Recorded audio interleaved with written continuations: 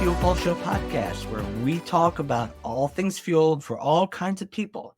I'm your host, Erik Bjornstad, and I'm going to be your guide through the ever-changing world of fuel. Today, we are continuing our Fuel Pulse Show Back to School episodes, where we go back and we dig into the basic building blocks of fuel care. Now, last time, we talked about how diesel fuels have gelling problems because of the effect that cold temperatures have on their ability to keep their wax content soluble. How that wax comes out as crystals in the fuel, it builds up eventually to the point where more and more of it gets caught by the fuel filter until the fuel flow is sufficiently blocked that the engine shuts down. Now, we talked about how many diesel fuels have cloud point temperatures of around 16 to 17 degrees Fahrenheit and cold filter plug point temperatures 3 to 5 degrees below that. But the reality is a little bit more complicated than just knowing those two temperature figures, because we haven't considered that temperature pattern also affects this gelling phenomenon.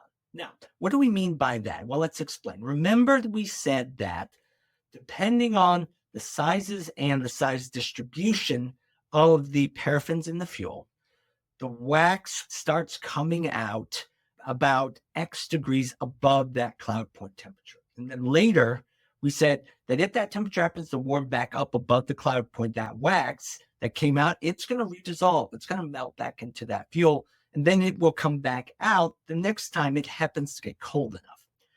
But what if that temperature actually doesn't warm back up? What if it stays cold?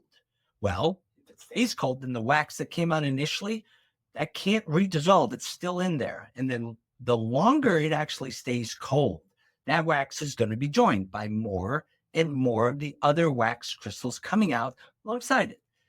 If you get cold weather for enough consecutive days, then you are more likely to develop enough wax crystals in the fuel that the fuel filter is going to get plugged.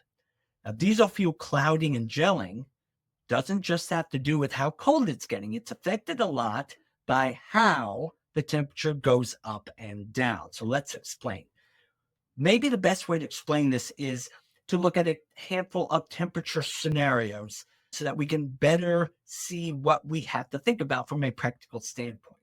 Kind of things that you probably will see in your day-to-day operations when you look at the temperature. So first, let's assume for all these that you have stored ultra-low sulfur diesel, and you assume that it has a cloud point about, let's say, 17 degrees Fahrenheit. So what are some of these common temperature scenarios you might see during the winter? Well, we've already covered one of them. A cold front came in, it dropped the temperature down to 17 degrees, but then that was at night. But then during the day, the temperature warmed back up to 25 degrees. The wax that appeared at night redissolved during the day because the temperature warmed back up. And so you're not going to have a problem. That wax is gone. No problem. What about a scenario where the temperature doesn't drop below 17, but it's close to that? Let's say it stays between 18 and 20 degrees Fahrenheit, but it stays like that for 3 or 4 days at a time without warming back up. Now, in this case, some of that wax will drop out from the fuel. Some of the fuel's wax content will drop out. And it doesn't really warm back up enough to redissolve any of that. However, because it's staying at 18 to 20 degrees, it's not really getting cold enough for all of that fuel's wax content to drop out. So you're only getting some of it in there. And so because of that, you may be able to avoid gelling problems under that kind of temperature scenario. Now, what happens if the temperature's third scenario? What happens if the temperature drops steadily over the course of, let's say, a week, and it drops down below the cloud point to, let's say, 12 degrees Fahrenheit, well below the cloud point?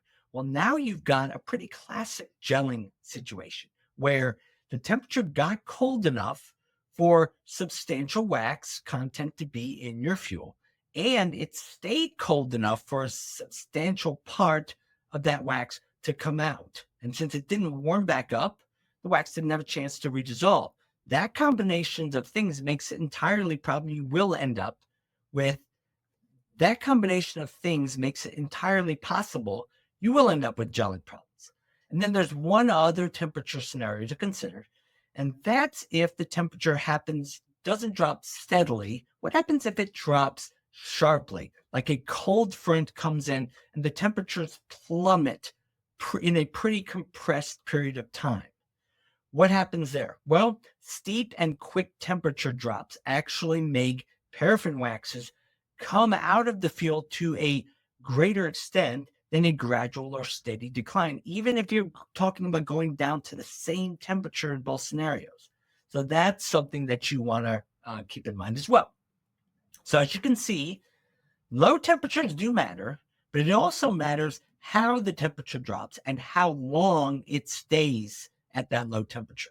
And then through all of this, we have to keep in mind that how these temperatures affect our fuel may not be exactly the same as how they affect our neighbor's fuel. Because remember, your fuel or our fuel isn't exactly the same as their fuel, even if they're both number 2 ultra low sulfur diesel.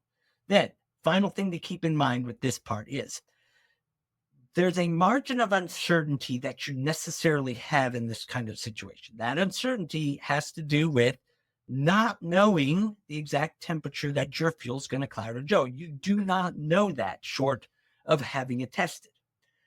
And this margin of uncertainty is going to impact the recommendations for how and when you should prepare for these problems. And that is what we're going to talk about in our next episode of the Fuel Pulse Show podcast, Back to School, what the best solutions are to prevent these problems, and also, importantly, how to implement them for your fuel. So, review. Typical diesel fuel cloud point around 16 to 17 degrees Fahrenheit. Cold filter plug point is 3 to 5 degrees colder than that. But it doesn't just matter how cold it gets. It also matters how it gets there. A gradual or a steady temperature drop allows the paraffin waxes to come out of the fuel gradually, which lessens the chances of gelling. But a sudden drop in temperature increases gelling chances. And having sustained periods of cold at or below the cloud point also increases the chances that you're going to see gelling problems because the waxes don't get a chance to redissolve back into the fuel. So, thanks for joining me today. If you liked what you heard on today's podcast and you haven't done so already, feel free to subscribe at your podcast platform of choice, whether it's iTunes, Stitcher, Google Podcasts, wherever you happen to like to listen, and leave us a review if you can, because that really does help other people find us. So till next time, I am Erik Bjornstad. Thank you for joining us, and we'll see you next time at the Fuel Pulse Show podcast.